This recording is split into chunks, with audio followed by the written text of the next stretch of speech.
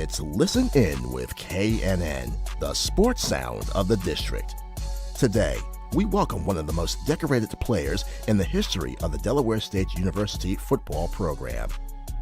He was a standout offensive lineman for the Hornets from 1988 to 1991 before he embarked on an 8-year career in the NFL.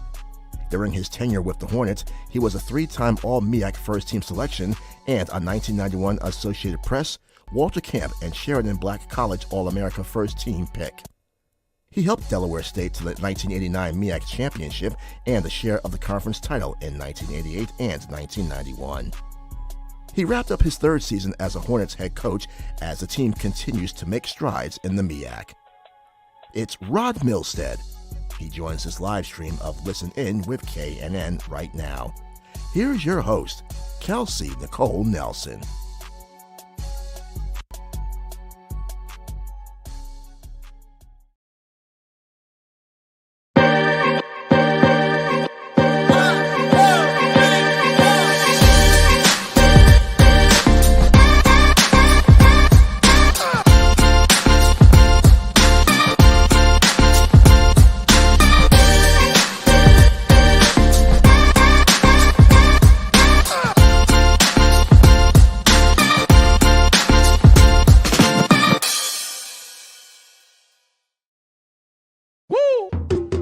It's Listen In with KNN, the sports sound of the district. We bring you the biggest guests, great analysis, and the hottest sports stories in the nation's capital and beyond.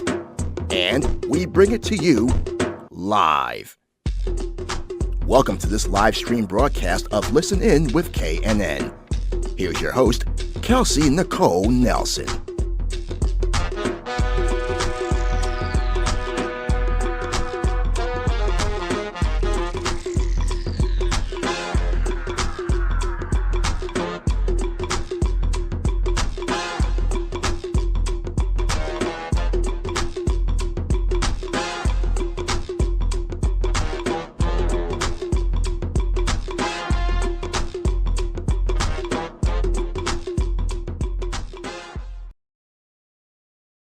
All right. Hello, everyone. Happy Thursday and welcome in to another live stream edition of Listen In with KNN presented on Fox Sports Radio. I hope you all have been well. And a special thanks to all who joined the last show with special guest Ken Harvey. Today, we're keeping the football theme. We have lots happening in the football world. So I had to bring in another big gun to help me break everything down happening with our favorite pastime right now, which, of course, is football as we count down to the Super Bowl and seeing all of the action that will take place in LA. So without further ado, please help me welcome none other than Rod Milstead to the show, former NFL lineman, a Super Bowl champion. So yes, we're bringing in somebody who knows the game very well and even has a ring to prove it. And he's currently the head coach at Delaware State University for their football program. So we will be talking HBCUs, college football, NFL, and so much more. So let me bring on Rod to the show. Rod, thanks so much for joining me. How are you today? I am fantastic. Thank you for having me. It's my guest. It's my pleasure. It's my pleasure. So let me ask you first, Rod. I like to do a wellness check with guests. How are you feeling? How are you doing? How's your Thursday going? Doing fantastic. Finishing up our recruiting season. Last recruits will be in town starting tomorrow. And then the second signing day is February 2nd. So we're excited about that. The countdown's coming. So I appreciate you making time for us, Coach, because I know how busy it is. And hopefully, I'm sure you're going to be bringing in some good recruits Yes. to Delaware State University. And as we talk about the recruiting path and trail for you right now, what are you kind of looking for in players to help strengthen up that Delaware State football program that we know is great because you're leading it? Well, the biggest thing is we had to address some of our weaknesses, and it was an offensive line. We had 3 guys that graduate. Of course, we had 2 receivers that graduated. Thank God we only had 5 guys that will not be back. So we didn't have to show up too much, but our offensive line has been the big focal point, and getting some fast receivers was the second tier of what we needed for this recruiting class. Yeah, you need strength up front, and then you need some speedy wide receivers to get Yes, down the field, right, and catch the football to exactly. get those touchdowns. So it's exciting to hear that. And like you said, I mean, you're ready for a new era, I would say, of HBCU football at Delaware State. And while we're talking about that, Coach, HBCUs right now seem to be the talk of the town. We have lots of big names entering the coaching realm. I know, of course, lots of talk about Deion Sanders and what he's done at Jackson State University to turn that program around. And then Hugh Jackson, right, and what he's being able to bring to Grambling. So for you now, being in the MEAC, being in HBCU football, being a graduate, right, of an HBCU, what does it mean to you to kind of see all of these new big names get involved with HBCU sports and kind of have more eyes now on HBCU players? Well, the biggest thing is I welcome them. I think I am one of the few that graduated from a HBCU, Delaware State, and got a chance to go play in the NFL, to win a Super Bowl, and then be able to come back and coach. It's just a childhood fantasy, a childhood dream. I'm glad that Deion Sanders, my old teammate from the 49ers, is really making a lot of noise, and he's definitely opening up eyes for people to see that there's a lot of talent in HBCU football also, and that there's a big disparity when you look at the HBC football field of play. When I'm talking about revenues and resources, it's different. And I'm so glad that he's opening up people's eyes right now to see that. And he and I had a brief conversation, and I am definitely would like to work with him so that we can bring more awareness to our HBCU football programs. Yeah, because that's what it's about, right? We have all these talented athletes going to these HBCUs. And as you said, now the dollars, I think, are following. Coach, we had a sold-out Celebration Bowl. We were selling standing room only tickets. I think that says a lot about the product that's right now on the field for HBCUs. And it's great to hear that you and Deion are talking, friendly competition, but also, of course, helping each other for the greater good. All right, we have already got a question for you, Coach. Mike wants to know, Mr. Milstead, you've lived a great life up to this point. Good stuff. He says, keep up the great work. So we want to salute you, Rod, for what you're doing, and we love what you're doing in Delaware State. I got to say, shout out to Delaware State. I got a chance to finally visit the campus, Coach, for the first time last year. Had a chance to go down and speak for the National Girls and Women in Sports Day. Beautiful campus, Coach. I'm a little jealous. You get to go to a nice office on the daily. It's crazy because it's grown so much since I left in 1992. And then to be able to come back and see how many new buildings, new dorms, and more opportunities that our young people have today, it's pretty amazing to see the campus. It's a hidden gem in Dover, Delaware. Oh my gosh, yes. And Delaware too, one of those spots I think people need to know more about. If you need a vacation spot, definitely check out Dover. Lots of great fun stuff to do. And again, you won't get bored, I promise, folks. But staying on the HBCU realm and just some of the names there, can't forget a name here that's being talked about a lot. Tyrone Wheatley, we know Robert Macy, Greg Ellis, Sean Gilbert. We're talking about former NFL players who are now saying yes, right, to HBCUs and kind of continuing that theme. So do you think this is enough, Coach? We're already starting to see the transfer portal, and you kind of touched on. We're seeing that changing. We're seeing guys' commitment changing. But are these big names going to these programs? Is that going to be enough to get top tier talent from high school to give HBCUs at least a chance when they're trying to get attention to hopefully make it to the next level eventually? Well, I see the tide turning somewhat. You're still going to have a lot of high school guys who like the it factor. They see it and all the things that come with these bigger universities and the locker rooms and the 1,000 seat stadiums and the way they do things and private chefs and those things. And right now the HBCU experience is totally different. Okay. We don't have those resources. So what you're going to get in HBCU, you're going to get a coach that's going to be more like a father to you. Okay. Yeah. That's the closeness and enrichment that HBCUs have been given, all the time. You're going to have a coach who actually knows your name. Okay. He's going to follow your career. Coach Bill Collick was my coach at Delaware State, and he's a mentor to me. He lives about 45 minutes away from the school. He still comes and he gives me advice, and he's been doing this since 1987. So that's the one thing, the culture that you get at HBCU is much different than at a bigger university, predominantly white institution, so to speak. And that's the one thing that I needed when I got to an HBCU, is I had to grow up. I had to learn how to be Rod Milstead, and not just Rod Milstead, the football player, but Rod Milstead, the complete person. And I did that here at the campus of Delaware State University. That's great to hear. And like you said, I think it's a new day and time, like you said. And you're actually a coach that cares about you, knows your name, and not just saying, hey, come here, I need you to get in this play, right? They're going to know you, your family. You talk about that HBCU culture. There's nothing like it. And just going back to your story, for one, Rod, you're from the area like that. We like to say that around here, Rod. So you're one of us. But let's say, what enabled you to kind of say yes to Delaware State University to kind of further your football career there? Why was it the school for you? Well, it was crazy. I actually had a full scholarship offer to Howard University, and I took a visit, and I had a phenomenal visit. I'm sure. I Right?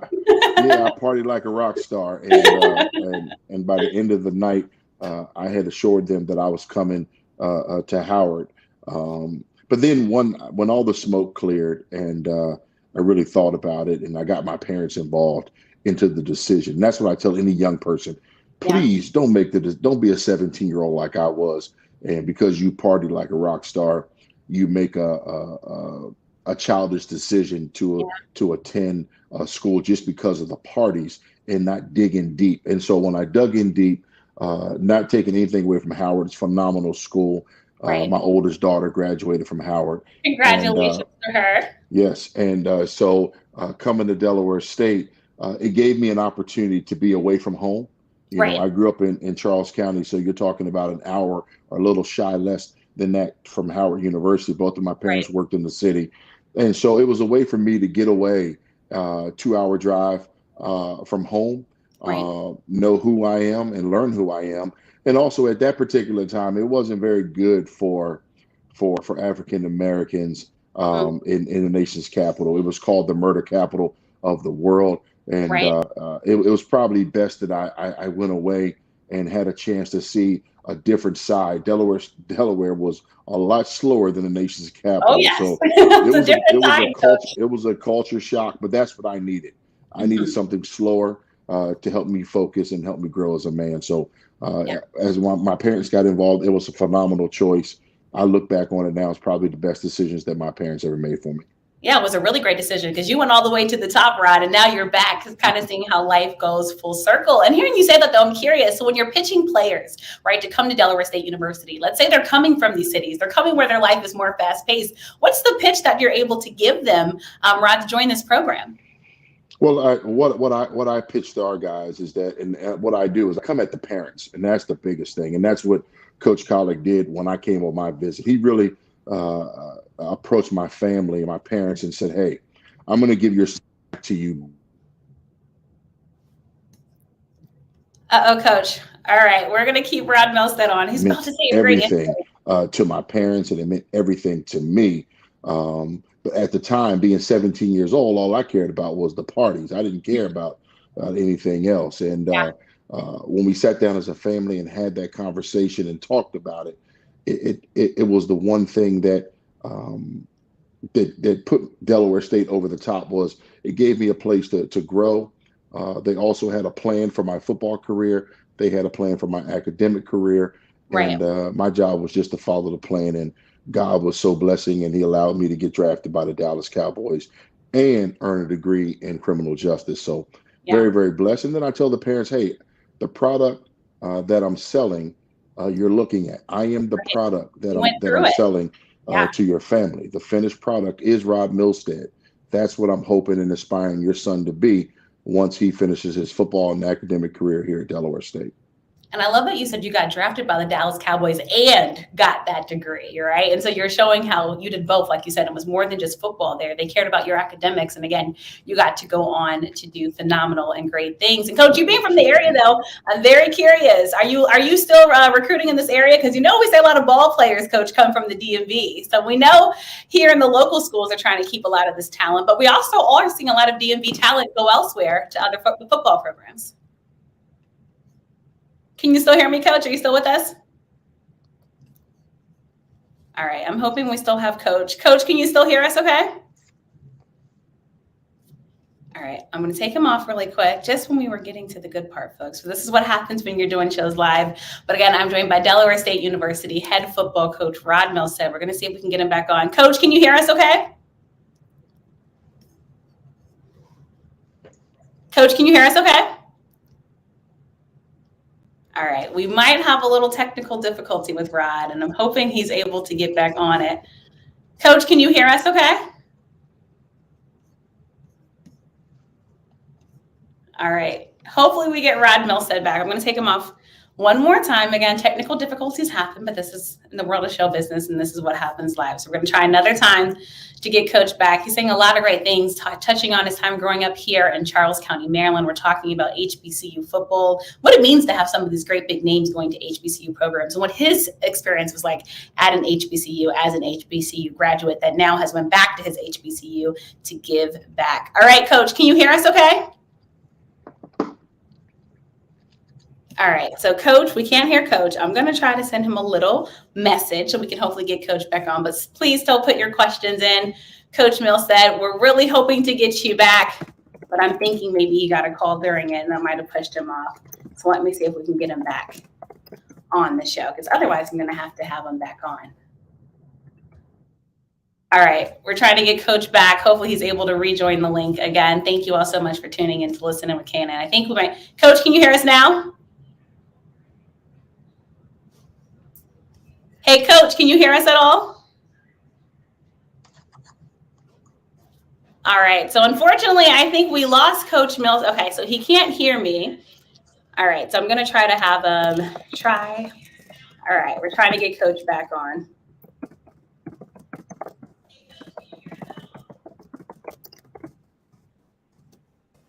All right, everyone. Again, this is what happens in show business sometime, but we're trying to get Coach back. But can't hear you. He can't see us either. All right, so Coach is going to try to rejoin us, but again, Coach Rod Milstead down at Delaware State University. I think, unfortunately, sometimes things happen, but he is committed to coming back on, having a great conversation about HBCUs. We've got a great comment coming on. My uncle used to be the head football coach. Very, very cool. Coach Ben Blacknell. So see, we need Coach back on to answer these live questions, but let's see if we got him back. Hey, Coach, can you hear us now? Yes, I hear you now. All right, awesome. We got you back. I think when you got that phone call, it might have took you off, but it's perfect timing because Roderick Parks put, my uncle used to be the head football coach, Coach Ben Blacknell. So that's kind of cool. Look at the small world, Coach, what happens when you come on the show. But thanks again, Coach, for touching on that. I want to go to another live question from the fans. This is from touring the AFC South. What has been your greatest achievement away from football? I almost feel like you're kind of touching on it now with coaching, but curious if it's anything else, Coach. My greatest achievement outside of the game of football is being a dad. Being a dad. I have 4 girls, and you know, I really wanted a boy so bad. I wanted a son to do all the things and play football and those things, but you know, God doesn't make any mistakes. Yes, and he blessed me with 4 girls that are phenomenal. My oldest went to Howard. My middle daughter goes to Delaware State. She's in the nursing program. Wonderful. And then I have twin daughters that are 15, identical, and they go to school here at Dover High. So I'm very, very blessed with them, and they're the reason why I work so hard. Yeah. And then on the other side of the token, okay, people got to be careful what you ask God for. Yeah. Okay, God has a tendency to overflow your cup. And so for years, I was kind of angry with God because I said, hey, I've lived my life right. I just wanted one son. Okay. And one night I was praying really, really hard, and God heard me, and he said, open your eyes. Wow. And I couldn't see it. I'm thinking, well, did I do something early in my career? Maybe there's a son out there I don't know about. And I'm questioning everything. And he said it again, open your eyes. And I could see all the team pictures of the kids that I've coached over the years. And my sons are my football players. That's powerful. For years, I didn't see it. I was so caught up into the biologicalness of a son, is that, you know, God blessed me, and he gave me the ability to play football. He also gave me the ability to get a college degree. But there was a catch to it. You had to give back, you know. And the blessing of it all is that I get to share my life lessons with younger people now to help them on their road, the same road that I travel, and just kind of help them navigate through all the tours and snares. So I'm truly, truly blessed. But my biggest achievement outside of the game of football has to be being a dad to my 4 daughters. That's powerful. And as someone who has a girl's dad, look, I think girls are a bit better than boys, but that's just my personal opinion, Coach. But I think you're completely right. Like you said, you have all these players, right, that have come to your program. And going back to what you said earlier, you become like a father figure, right, to them. They see you, they're around you a lot. You're teaching them right from wrong, more than just on and off the football field, that discipline. And I think that's why any former player I've had on the show, or even current player, a lot of them refer to their coaches as like a father figure, right? A second father for some, or for some, it might be the father in their life, but that goes a long way. And I'm sure the best thing probably for you too is seeing what these guys go on to do, right, after leaving your program, and hopefully going on to see them leading successful families, successful careers, or whatever they see to be successful in life.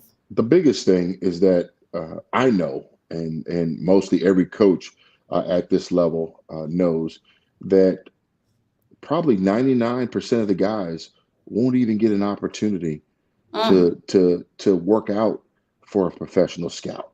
Everyone has that dream, but the majority won't do it. So I want to see you become an All-American citizen. That gives me joy. Hey, Coach, man, I got a family now. I got a son. He's playing football. I work for this. I own my own business. Those are the things. Hey, Coach, I remember what you told us on the field about don't get on 13 without a degree. And, those are the type of things that mean everything to me. Even when I coached at Lackey High School in Charles County and La Plata High School in Charles County, seeing those guys going on and graduating from college and starting their own families, that's the gift that they give back to us. Because every coach, whether you want to be or not, you're charged to be a father to the fatherless. Yeah. And that's a huge task. That's not something that everybody can do. And it's something that's very heavy. You have so many guys counting on you, right? And you're trying to hold it together. And Coach, that's not even saying that you don't go through your own personal battles, right? But you're trying to be strong for them and hold it together for them. And as you said, it's great to see life come full circle, right? Where the things that they were doing when they were young, they're probably telling their kids now, no, I don't think that's the best decision. And you touch on coaching high school football. I got to ask you, Coach, because everyone says high school football, Kelsey, I love, but the hardest part is the parents. I'm curious if that was true for you, Coach, because we see lots of parents being more vocal about getting their kids playing times now in the high school ranks. Well, you have that. The biggest thing is to keep the parents involved. Okay, and that's what I try to do as a head coach. Is I try to keep the parents involved, have parents meetings, and also leave the door wide open for discussions. When a parent wants to talk about their son not playing or playing time, I bring them in and we watch film. We watch our practice film, and I sit them down, and at the end of the film, I say, "Hey, would you play him?" I mean, it's eye in the sky. The eye in the sky doesn't lie. Okay, the biggest thing, my advice to ask for a parent right now is to go to a coach and say, "Hey, what does my son need to work on?" Right. Okay, it's quick to blame somebody, but I wish our society would get to the point like, how can I help? Okay. Right. And now you open up the doorway, because now you got that coach thinking like, wow, this kid, if he does these things right here, he could be really, really good. And now I got the support of the family behind me, reiterating what I'm telling the kid. This kid is going to accelerate faster, than I anticipated. And now I got somebody I can count on. Right. Instead of saying, my son's better than somebody else. And that's something that I never do. Please don't confront me about your son being better than somebody else on the team, because that's not fair. I'm not going to talk about somebody else's son with you the same way I wouldn't talk about their kid to you. So it's just not going to happen. But, you do have some parents like that. But after about 5 or 10 minutes of us just chit-chatting and talking, we can come to some common ground where we can get the kid to be successful. And that's what it's all about, right? Getting the kid to be successful. I know the kids say ball don't lie. Well, what I'm hearing you say, Coach, is tape don't lie, right? So when the parents come in and tape, look, it doesn't lie. So you see exactly how your kid is performing. But the biggest part of what you said is that, what can they do to get that improvement? So, okay, they messed up there, but they can improve to get that playing time. We have another question for you, Coach. This one, I'm actually curious your answer. This one's from Jamel Cutler. Are you rougher on your players or the boys that come to pick up your daughters for dates? We're going to some soft spots. Wow. Okay. Well, I treat my football players as if they're my sons. So the same way I treat them is the same way I treat my daughters. But I do have a funny story to tell you. My 15-year-olds are starting to date now, or trying to date. And so the rule is that the young men have to come here because I got Okay. cameras everywhere and I'm here. And so right before Christmas, I had two young men come here to hang out with my twin daughters. Yeah. And I cooked, I think I cooked fried chicken, macaroni and cheese, broccoli. I mean, I laid it out and it was smelling in my house. You could smell it. So when they came in, I told them, hey, I'll cook and make you guys dinner. And so they came here really, really hungry. Needless to say, they only came in the house for about 8 minutes. And then I had them walk back outside and I had them help me hang Christmas lights. Because if you want to, in order to eat, you got to work up an appetite. Okay. You got to do something. Exactly. In order to get a return, you got to make an investment. There you especially go. here at the Milstead household. So I had them on ladders outside hanging up my Christmas lights. And then they came in and they ate. So they made a good impression the first day, but they were like, they haven't been back since. I don't understand why. But, I thought they passed the test. Maybe I failed their test. I like that you put them to work, right? You don't just come and sit down and eat the food that I'm cooking. You got to do a little bit of work around the house. I like that you did that, Coach. And Coach, the food that you said sounded so good. Where'd you learn how to cook? My mom. I'm a mama's boy through and through. I still talk to my mom on a daily basis. I especially talk to her before games, after games, if she's not present. But my mom is my rock. And without her, I wouldn't be at Delaware State. I wouldn't be the head coach. I remember when I called her and told her, hey, Mom, you're not going to believe this. I got the job at Delaware State, and she cried on the phone. She said, I prayed so hard, and my prayers got answered. And she kept me in the church when I was a young boy, and I'm still in the church now. I attend, believe it or not, I attend Ebenezer AME Church in Fort Washington. Yeah. And I can't be physically there, but they've been live streaming, and I've been watching almost every Sunday. It's wonderful. But I tell any young person now, get in the church, don't be afraid. I sung in the choir. I was an usher. I was to be a trustee. So, there's so many different valuable tools that you can get from the church that you can apply on the football field. Like when we go to fly or travel, we pray. We pray before a game, we pray after a game, and we definitely pray before any meal that we partake as a family at Delaware State. Got to give thanks. Got to thank the man up above. Amen.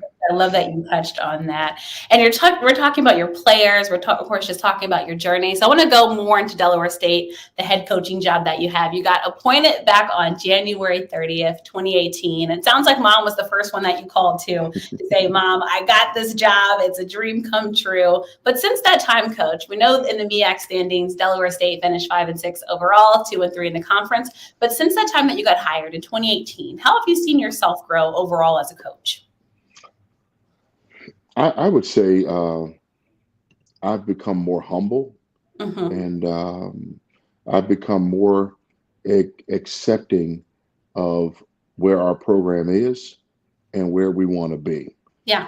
When I got to the program in 2018, just like any other head coach, you come in and you're going to have to make some changes. Okay. And I relate this to buying a used car. When you get a used car, it's washed up, it looks good, it's clean, and you drive it around. Then you realize, you know what? There's some things about this car that wasn't disclosed, and I got to fix those things. Yeah. And that's the exact same thing that happened at Delaware State. There were some things that needed to be fixed on our football program, and I came in and I changed some things around. We navigated through the discipline part of how we were going to be a disciplined football team, how we were going to put academics first, and football second, how we're going to believe in the 3 F's. That'll be our faith, our family, and football. If one of the first two are compromised, the third one is not even an issue, not even a conversation. Okay. And I tried to teach them that football is a vehicle. Okay. Football is a vehicle that takes you to a destination. You've never seen a 70-year-old football player, and you never will, because of the fact your body can't take that much punishment. So use football as a vehicle to take you to a destination, because one day you're going to have to hang that helmet up. And since we've done that, and we recruit guys that now have, good academic standards, we do a very, very extensive background search on our individuals to find out if they're good citizens. Okay. We don't need any malcontents on our football program. And because of that, we've had really minor incidences here at Delaware State with football players being involved. And that's been a blessing. I can sleep at night not knowing that, the probability of my phone ringing at 4 a.m. saying, hey, 4 of my football players are locked up. We haven't had that. So very, very fortunate. Made it a family atmosphere. I try to get to know the parents besides the players. And every day, our kids, there's a phrase that we say every day. And our kids, I guess they thought I was crazy in the beginning. But, you choose your college. Some things you can't choose. You choose your college. You can't choose you choose your friends, but you can't choose your family. They're who you are. So if you can choose the university that you go to, then you should be glad to be there. And so that is the phrase that we say every single day. When I walk up to a young man at Delaware State, I say, hey, how you doing?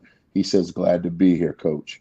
That's wonderful. Because and that's every single day. And if you don't, there's a penalty behind it. It's just 10 push-ups just to reaffirm your commitment to the program. And it can be done anywhere. It can be done at a church. It could be done in the middle of the cafeteria. It could be with your girlfriend. It makes no difference. If you're not glad to be at Delaware State, then you may want to put your name in the portal and go someplace else. And our kids have adopted that. They love the university. We flood them with gear to wear, shirts to wear, because we want our brand to be out there. And we're just taking care of what we have and using the resources that we do have to promote our brand. Taking care of business at DSU. And that has to be the best feeling in the world to hear. The first thing, I love being here. Because you touched on it, the transfer portal. And I think now, maybe more than ever, we're seeing transfers kind of flock like crazy. So as a football coach, I would love to get your thoughts on that. Like, are you open to guys giving a football program a one-year chance and then flocking? Or, is your more mindset, like just really trying to give it maybe a couple years before you decide to go somewhere else? But I think now, coach, it's hard to keep up with everything, right? I mean, so many players now just entering the portal. I'm more old school, and I'm trying to understand the transfer portal, but it doesn't hold the kids to a commitment, and that's the problem that I have. If you are committed to a school, for 1 year, every scholarship is 1 year and it's 1 year renewable. Right. And if you're committed to a school and to a program, then when you have success, you say, well, you know what? I'm going to jump ship and I'm going to try my options elsewhere. Right. The majority of the people who do that, and I can't wait till the stats come out, but the majority usually fail. That's why the portal is loaded with individuals. Think about it. I'm a head coach, and I see a kid who had great success, say at a Division II program. Right. Phenomenal success. I'm thinking that kid has success in that program. What would make that kid have success in my program? My program is totally different. Sometimes you can have success because of the program and not because of the player. And I think a lot of players don't understand that when God blesses you with an opportunity, you need to maximize that opportunity. He's only going to give you what you can handle in your hand. And that's what he does. And once you consume that, then he'll give you more. And that's how my life has been. In order for me to get to Delaware State, I had to take my team to a state championship in Maryland. And then once I got to Delaware State, I had to take my team and be the best Rod Milstead on and off the field. So when you say, oh, he was a 3-time first team all conference, he was an All-American, that was in God's plan. That's me taking care of what I needed to take care at Delaware State and getting that degree. And then when I got drafted by the Cowboys, it started all over again. That's the bonus right there. Our kids have too many of these in their hands, these cell phones, and they're on Instagram and they're on TikTok and they're on Twitter all day long. And they want it now. They don't want to put the work in. For me, it was never about leaving Delaware State or going anyplace else. It was all about the Hornets and me trying to put that program at the top of the map and one of the best teams in the country. And that's the plan. Now, kids, there's no loyalty. They'll come play for you 1 year, have some success, and now all of a sudden they want to play for Nick Saban. And It's true. Yeah, They're not yeah, loyal anymore, Coach. They just don't exactly. And like so I that. wish people would just look and see how many people Nick Saban gets out of the transfer portal. Mm, It's slim to none. He's a high school guy, and he usually gets his guys and he builds them, and they stay in his program, and then they go on, and a lot of them get a chance to go play at that next level. So right. we're trying to build it that way. But this transfer portal, it's something that I wish the bigger schools would have reconsidered Yeah. when it comes to that. And you have a lot of guys who've been misled. They give up their scholarships and go in the transfer portal, and then they don't have anything. And that's the sad part, is when you walk away, because here at Delaware State, once you put your name in the portal, we're done.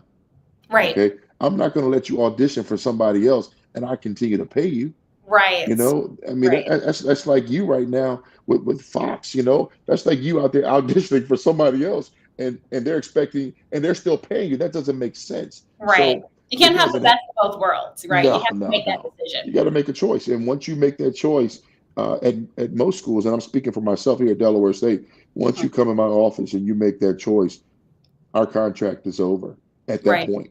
And Right. I mean, there's no turning back. Like I said, I want guys that want to be at Delaware State. And if you Right. don't want to be there and you want to try your hand someplace else, God love you. I wish you all the best. No hard feelings. We're just going to move on.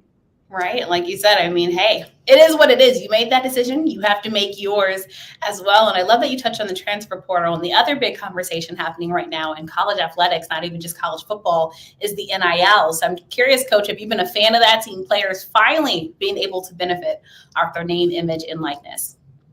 Well, that's a touchy subject, because a lot of the individuals that are getting these accolades and getting these deals, it's Right. because of the teams they play for. Right, because they're getting more eyes on them, right? So more people know. Exactly. And so I'm not knocking them, but the university, and I know people are saying, well, these universities make a lot of money off of these players, and I get it, I understand. But if you're getting paid like a pro in college, what do you have to look for once you get to the pros? And I think that's where it comes in for me. And I'm not knocking guys that get that opportunity, but those deals are not going to be so plentiful like everyone thinks they're going to be. There's going to be a select few in every division that probably get a chance to get these deals. And most of the deals are going to probably come from mom and pop places that are in your community, because no one else really knows you. Right. Okay. Now, if you're a big name, the Alabama quarterback, or I just saw Deion Sanders' son sign a deal with Gatorade earlier today. Right. You're talking about a different animal. His dad's a Hall of Famer. Okay. The name means something. He won freshman of the Jerry Rice Award. Right. I mean, he's done some things now that people are going to have eyes on him. So I'm not mad about guys getting those things, those accolades and things like that. Right. It is what it is. But I don't want that to be a distraction to our football programs, where guys are coming, hey, coach, I'll come if you give me a Gatorade deal. I'm probably going to say good luck to you, okay? Because I'm not in that business. Okay. If you want a good college football experience and you want to grow up and be a man, then I'm your guy. Okay. But if you're looking for other reasons and you're trying to capitalize and try to make thousands of dollars, that probably won't happen here at Delaware State. Until we take our program to another level. Right. And it's the realness. And I think that's real, Coach. I think that's what players hopefully love about you, is that you don't try to sugarcoat things. You just tell them what it is. And I think, going back to your point, it sounds like, before, when you were playing, there was an incentive, right, to go to the NFL. You want to make the money, Coach, right? And I think for you, right, growing up in the DMV area and then getting your chance to play professional football. Coach, do you even remember what your first paycheck, what your feeling was like when you saw hopefully the comment of zeros? My first paycheck, I went actually and cashed it, and I went straight to the mall. And I went to Foot Locker, and it was one of the suburbs of Cleveland. Yeah. And I know exactly what I did. I spent it all. Yep. I furnished my apartment. I bought shoes. I bought everything. I did it all. And I remember 2 days later, my financial advisor calling me, and he said, hey, did you get paid? I said, I absolutely did. And he said, well, good. He said, well, what did you do with the money? I said, I spent it. He said, you spent it? I said, yes. And he said to me, well, why'd you do that? I said, well, I needed this. I needed that. I needed this. Yeah. And he said, okay. And I said, can you believe I get that every week? And he said, yes. He said, okay, no problem. So the next week, they put your checks in your mailbox, your locker. And so Yeah. I got my check and I put it in my pocket and I'm driving out and I go to Bank of America. I said, well, I'll just sign it once I get in the window. So I go there and I go to sign it and it's a stub. It's no check. Oh my God. I had signed an agreement, okay, that all my paychecks would go to my financial advisor, and Mm, he would divvy out the money and pay bills and things like that. yeah. And so I was kind of stuck, and I didn't want to say that I was embarrassed, but I was embarrassed, and I felt like a child at some point. But it taught me a valuable lesson, taught me how to save money. And had I not had that, Right. it probably would have been a different story for Rod Milstead. But that first year, man, I saved quite a bit of money because number one, I didn't want to call and ask him for money. That's the first Right. thing. You were proud, right? Like, I can Yes, do this. I don't need to give him a call. exactly. So I would stretch every dime. He would call me up, hey, you need money? And I'm like, no, I'm good. I'm good, because I didn't want him to think that I was out here just blowing money. And I saved quite a bit. And then I want to think probably my third year is when I dissolved our relationship. I felt that I had grown enough to understand how to handle my own affairs. So yeah, I remember my first paycheck. I had every pair of tennis shoes you could think of. I think a lot of the young guys too do that now. Go out and buy all the sneakers in the world. You can see them all over the place, all their kicks. Yeah. But appreciate you touching on that, Coach. And before we're getting already questions about your professional playing careers, I do want to get to those. But you are from the area. The show is based in the area. So I just want to talk to you about, what first got you into football growing up in the DMV area? What was that first time you picked up the football and just said, this is what I want to do? And to our point now, for the rest of your life, because now you're on the other side coaching. Well, I'll be honest with you. As a kid, growing up in a small town called Bryan's Road, Maryland, which is south of the city, my mom wouldn't let me play football. I know you hear me talking about my mom a lot, but she wouldn't let me play football. She didn't want her baby hurt. And it was tough. It was tough. And so when I got to high school, I begged and pleaded and said, Mom, please let me play. All my friends are playing. And she said, well, if you want to play, you can play. And so I went out for the team. And I remember the second day they gave us equipment, and I brought my equipment home. But Chelsea, I didn't know how to put it on. Oh my gosh. I didn't know how to put the equipment on. I know how to put the helmet on because it only goes one way, but I didn't know how to put the shoulder pads, right, all those things. And I didn't know. So I called a friend of mine, asked him to come over and said, hey, but you can't tell nobody. And he kept the secret till about 5 years ago. And then he put it on social media. But he kept it a long time though, Coach. Yeah, he kept it a long time. He came over and he showed me how to put my equipment on. And my first year I didn't play. I mean, I was on the team, but they would call me and for the last 15 seconds for the kneel down. Yeah. And I remember getting on the bus excited the first time because I got in the game. And the guys were talking about what they had done, the tackles and the sacks and touchdowns and things like that. And I couldn't offer anything to the conversation. So I remember Mr. Oliver coming into the weight room with these stacks of papers. And I was curious back then. Yeah. And when he put the papers down, I kind of lifted one up to see what it was. And it was an application to a football camp, Southern Maryland football camp, which was at St. Mary's College in St. Mary's County. Yeah. And I saw it and I took one, I stuck it in my shorts, and probably, I would get charged for being a thief now, but at that time I didn't care about that. I just had to be one of those guys. And I took it home and I had my mom fill it out and she signed it and gave me a check. And so the next day I was so happy. I did the dummy move. I walk in the weight room, Mr. Oliver, I got this for you. And he looked at it. He said, what's this? He said, how'd you get that? And then all of a sudden Jesus came to me like, hey, dummy, you stole something. And now you filled it out and gave the man a check and gave it back to him. So I just had to come clean and said, hey, you put them down yesterday. I saw them. I got to be a part of this. I need this camp. I got to go. And I started almost crying and pleading to him. He said, well, if you feel that strong about it, and he called everybody up. And I think he said, hey, we got 40 spots. Okay. Rod got one. If you want to go to this camp, the next 39 people that put their money in, they get to go. And that's what happened. And when I went to that camp, I became a student of the game. And I got a chance to watch guys that were better than me. Yeah. And I watched everything they did. And I took a video picture in my mind of what they were doing. So when it got to be my time to perform in front of the coach, I just mimicked what I saw. Right, what you saw them do, Okay. yeah. Yeah. And so I realized the more I watch, the better I'll get. Why not incorporate the film study to watch and get better? Not only watch you, but watch your opponent. And Right. then you can navigate. Now you'll know everything he's about to do, and you know what to do. Now you can be successful. And it just took off. I mean, I was first team all state, Yeah. led my team to a state title, first team all That's conference. pretty good, Rod. Played in the Big 33. You're talking about a guy who never played football just 4 years Wow. prior. Played in the Big 33. We actually won. We beat Pennsylvania. And then I get a full scholarship to Delaware State University after only playing football for 4 years. So very, very blessed. God's plan. I give him all the glory. He's the reason why I'm here now. And he's steady blessing me. And steady blessing you, because just last year, 2021, MEAC Hall of Fame class of 2021. Coach, how did you feel getting in that? How did it feel to be amongst some of the greatest in the MEAC conference? I thought it was a joke. You know, I actually sat when Jay Walker got in, I want to say in 2018 or 19, 18, Jay Walker got in, and I was there watching Jay get inducted.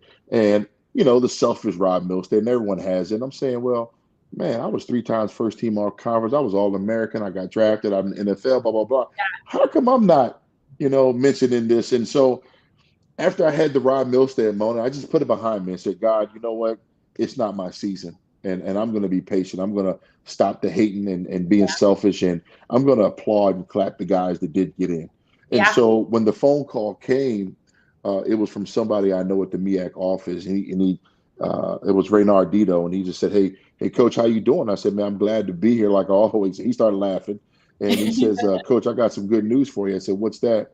He said, "Man, you're one of the people that are getting inducted. You made it. You're in the MEAC Hall of Fame." And I said, "Stop playing." He said, "Nah, Coach, I'm dead serious, man. It should have been a long time ago, but congratulations, you've been selected." And first person I called, my mom. It's always the mom, as you should, right? Because moms get sensitive if you don't call them first, right? Yeah, I called her, and she just said, she started crying again.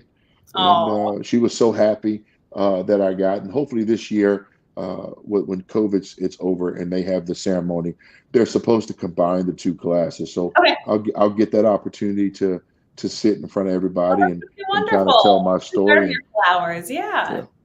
That's going to be great. Well, we're going to be looking forward to that, Coach. All right. Everyone's bringing me these football questions, Coach. And we're going to start talking about your professional playing career. I'll first start with Mike. He wants to know, what was it like playing with Jerry Rice, Steve Young, and company? Oh, man. Jerry Rice, Steve Young, probably the hardest 2 quarterback wide receiver tandem that I've ever seen working. And don't get me wrong, I watched Michael Irvin and Troy Aikman when I was at Dallas, but and they were right there as well. But watching what Steve and Jerry did, I saw that every day in practice. It's kind of crazy when you're on the field and they call a play in the huddle. You know it's going to be a touchdown because you've run it so much and you see the defense, you see the tendencies, and you just know Jerry catches this ball, he's gone. And it was so amazing, and also giving praise to Deion Sanders. I've never seen anybody work as hard as that year in 1994 as I saw at the 49ers. It was unbelievable. The speed, the togetherness, the family atmosphere, the way we practice. It was something that blew my mind because I just came from the Cleveland Browns with Bill Belichick was first-time head coach and Nick Saban was the D coordinator. And watching us kill each other in Cleveland. And to go into San Francisco and say, "Hey, take the pads off midway through practice." And man, that is a bonus. And the way you save your body. So in the playoffs, those guys are fresh. But Steve and Jerry, unbelievable. They both of them are deserving of Hall of Fame jackets that they wear. And I'm just blessed that I had a chance to be in their company and play with them. Yeah, like you said, amazing greats that you had a chance to play alongside. And when the ring went, and people want to know, Coach, they want to see any chance they can see the Super Bowl ring. Do you still wear the ring, Coach? I do wear it only when I talk to kids. I'll break it out. It's actually in my safe deposit box. Smart. I just Yeah, and I usually go get it. Got a scheduled time to go get it. But it's a big part of my accomplishment in terms of being a kid from Bryan Road, Maryland, who didn't play football growing up and got a chance to play in high school and then coming to Delaware State. It's just a Yeah. pile of my past. And every time I look at it, I can't believe it because I was in my third year when I Yeah. won the Super Bowl, and then I just wanted to continue Yeah. to shine in NFL, and I was blessed to play 8 years.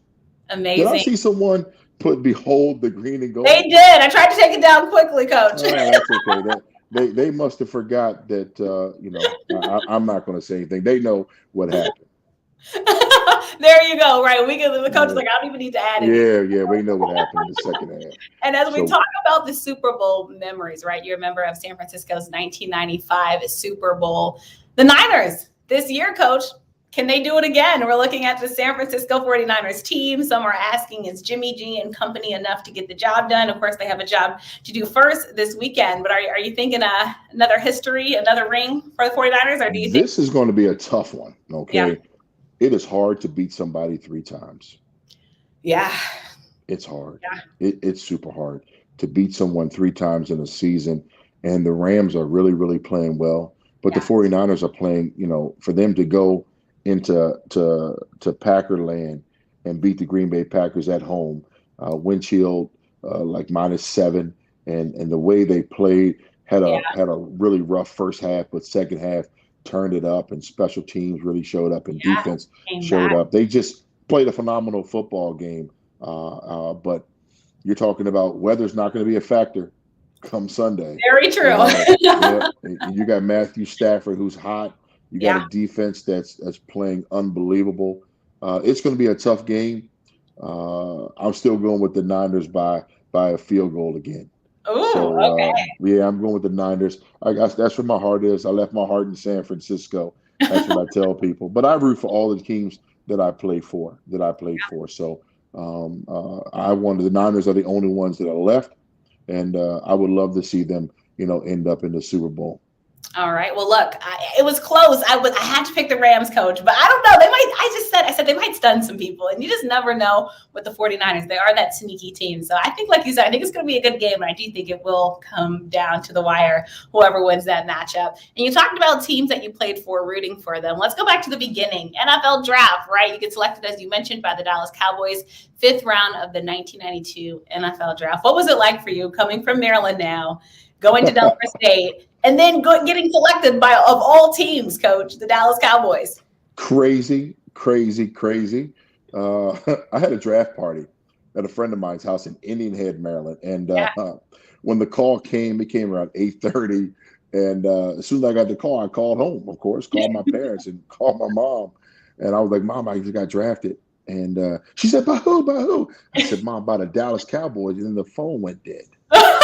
I'm like, you know how we feel about them, coach. Yeah, the phone went dead. And so I called back and she said, hello. And I said, Mom, did you hear me?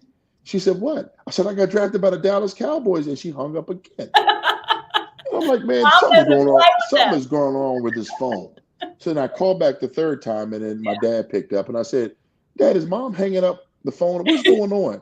He said, when you told her that you got drafted by the Dallas Cowboys, she's sitting in her favorite chair wondering, how in the world am I going to tell the family that my son is a Cowboy and we are Redskin fans? Okay, and so it was hilarious. It was funny. It wasn't funny at the time because I'm super excited. I didn't care who I went to. I just know that I got drafted, man, and my childhood fantasy is coming true. And it was great going down to Dallas and seeing those guys, how they work, the trio, Michael Irvin, Emmitt Smith, and Troy Aikman. I mean, I remember seeing Troy walk in coming from the shower with a towel around him, and I'm looking at him, and I'm saying to myself, "Damn, that's Troy Aikman." Like, I'm kind of starstruck because these are the guys that I grew up looking at and admiring, and now I'm actually here. So it took me a few years to understand that I was an NFL player. Yeah. I'm still more of a fan. Like when I go back to the Washington football team's homecoming every year, I try to go.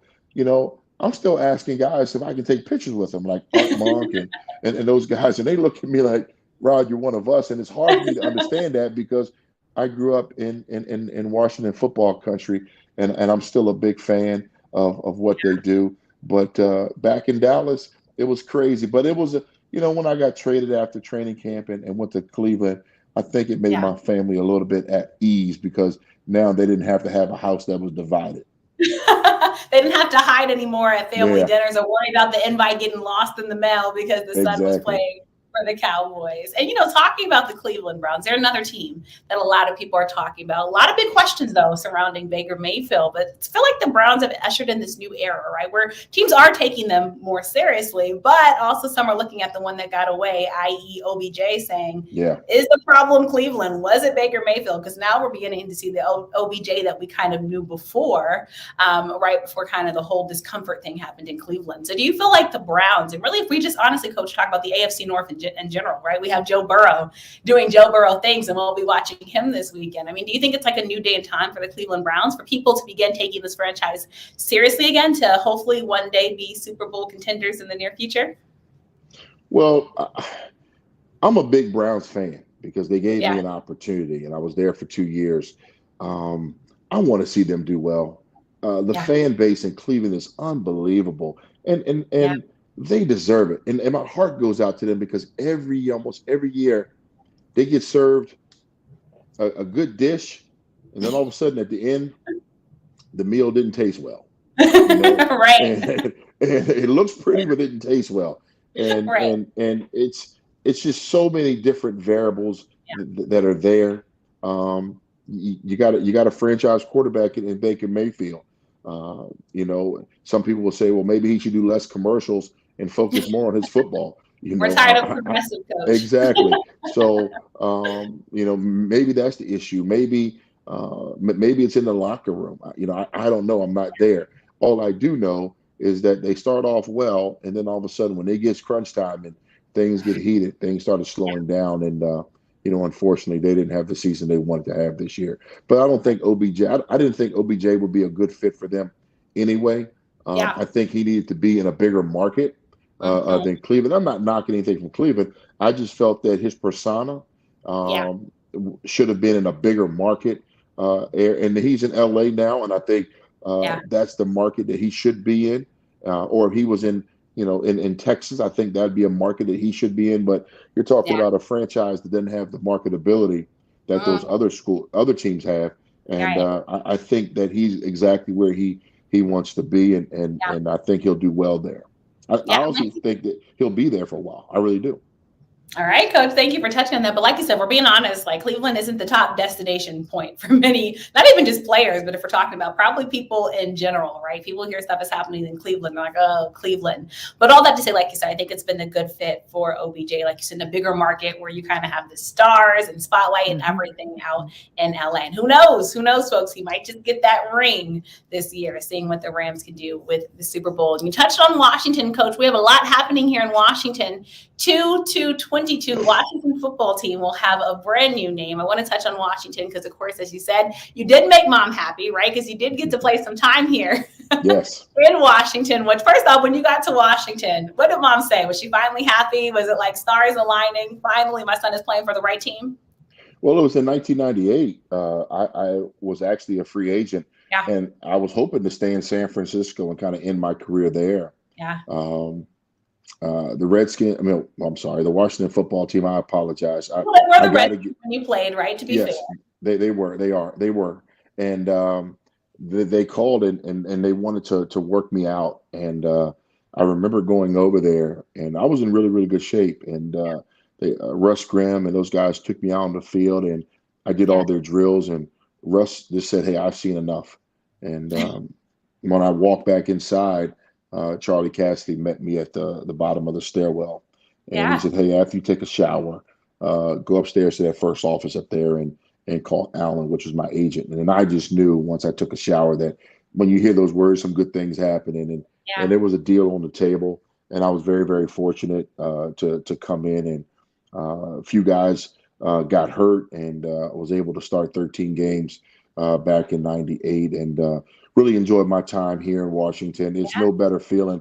I was actually living in Waldorf and commuting to Ashburn. And to be honest with you, I needed that time. Okay. I needed that ride early because I'm a morning person. So I would leave the house and I would get at the facility by 6 o'clock a.m., work out, and then be ready for our team meeting. And so Trey Johnson was my teammate, and he lived in Woodmore. So we were the only two that lived across the bridge to get to the facility. But on game day, we had the shortest ride. There you go. So people didn't realize that on game day we had the shortest ride. Trey had a real short ride. He was in the house giving the jump.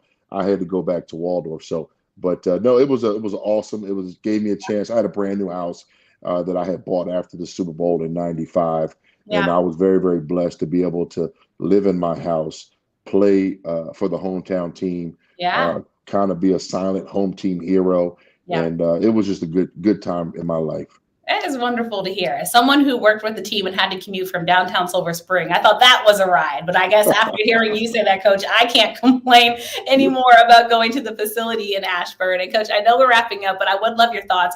We're getting a brand new name. It seems like Commanders is one that everyone is talking about, but just curious, as one that's from the area, played with the Washington football team, then Washington Redskins. If you had a chance to name the team, what would your pick be?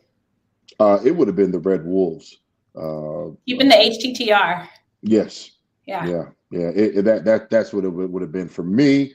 I've heard rumors. I don't know. I heard more Admirals. Admirals is the other one. So I've heard that. I saw something on social media that somebody called them the Red Hogs, and I don't think that's going to float. But whichever the name is, I'm going to be a fan. It's part of my history. It's part of my childhood. I mean, I got pictures of me in a Redskins coat sitting on Santa's lap. I think I was like 6 or 7 years old. So I guess it was God's fate to allow me that opportunity to come back home and live out my childhood fantasy. Like I said, Kelsey, I've been blessed. A little childhood kid from Browns Road, Maryland, grows up and lives out his childhood dream. And man, I'm still living a dream every single day while being here at Delaware State. So very, very blessed. And, thank you for this opportunity.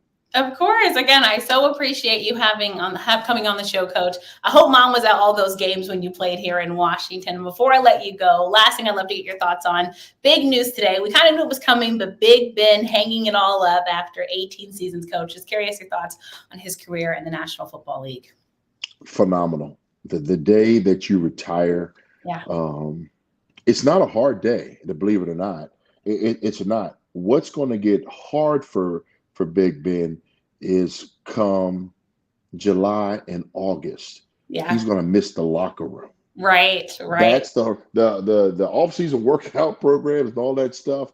Now, because right now he's probably going to plan a vacation, go someplace warm, get away from it all, kind of relax. And then in a few months, the reality is going to kick in because you got, off-season workout programs and those type of things. But personally, I think Big Ben is going to probably get into someone's TV studio. He'd be a great commentator. That's what I'm thinking.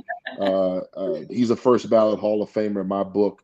2 Super Bowls, 18 years, just broke all type of records. It's going to be sad not seeing him play anymore. But like I said, football is a vehicle. Okay. It's taken him this far, and I'm quite sure it's going to get on another road and take him someplace else. Curious what the future will hold. Coach, I know you've got the 2 15-year-olds to feed, that good food that you cook up in the kitchen, so I will let you go. But once again, thank you so much for coming here on Listening with KNN. We especially love the homers, all right? We love people from the area, especially coming back and reliving those stories. So thank you for some great ones in Washington. And I guess like the rest of us, you'll be surprised to see whatever this new name will be for the new era of the Washington football team, Coach. So thanks so much for your time. Have a great one, Coach. Thank you so much. All right, everyone, again, you guys heard from Rod Milstead, Super Bowl champion, coaching now at Delaware State University. And also, I have all of your attention. You guys know today is a very special day in the DMV area because we're reliving, folks, the 30-year anniversary of Washington's last Super Bowl victory. I hate that it's been 3 decades, but hey, it's still something to celebrate. So definitely want to shout that out. Lots of great pieces coming on. We're going to have some former players joining the show to just relive what times are like in Washington when we have the Super Bowl champs right here in DC. We'll be back on next week on Thursday at 6 p.m. Eastern Time. A special thanks to everyone who tunes into the show and watches the show, and a very special thanks to my team as well. Could not do it without you all. You guys are phenomenal and the best. And once again, congrats to my new interns that have joined the show. All right, everyone, we'll see you next week. Have a great weekend. Enjoy football, and we'll have to see what happens as we count down to Super Bowl. And we'll be doing some special coverage for Super Bowl that you guys don't want to miss. So please be sure to subscribe and follow the show everywhere on social media. Bye, guys.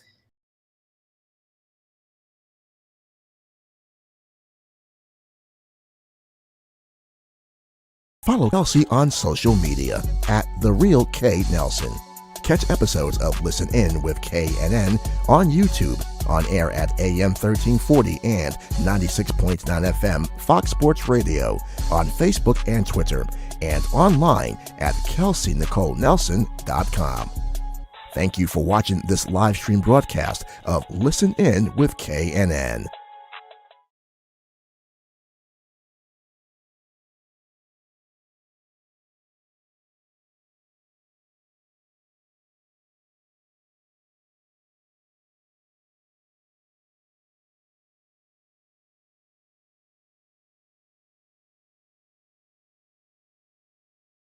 The Lady Clipper Barbershop has been serving the needs of Washington, D.C. since 2017.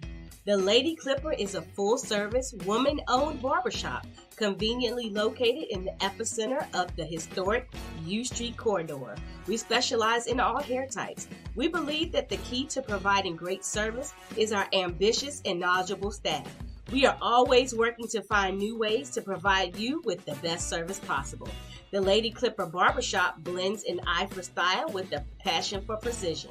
Visit their website at theladyclipper.com to schedule an appointment. That's theladyclipper.com.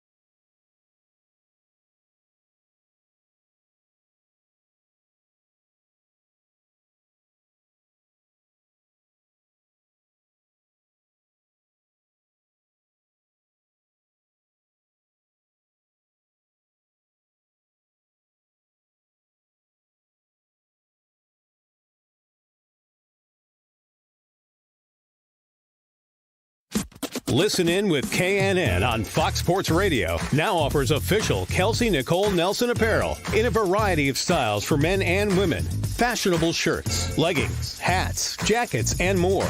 Order now and get 15% off and free shipping. Just enter promo code KNN. Get your Listen In with KNN wearables today. And check out Listen In with KNN on Fox Sports Radio with Kelsey Nicole Nelson.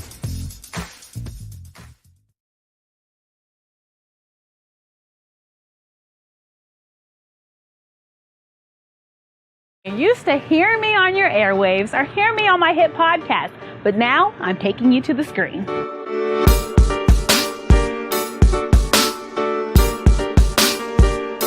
You'll love Elevator Thoughts. We will talk the latest trending in sports. It's game time. What better way to get to know those that visit the show than over some good food and drink? It's time for confessions.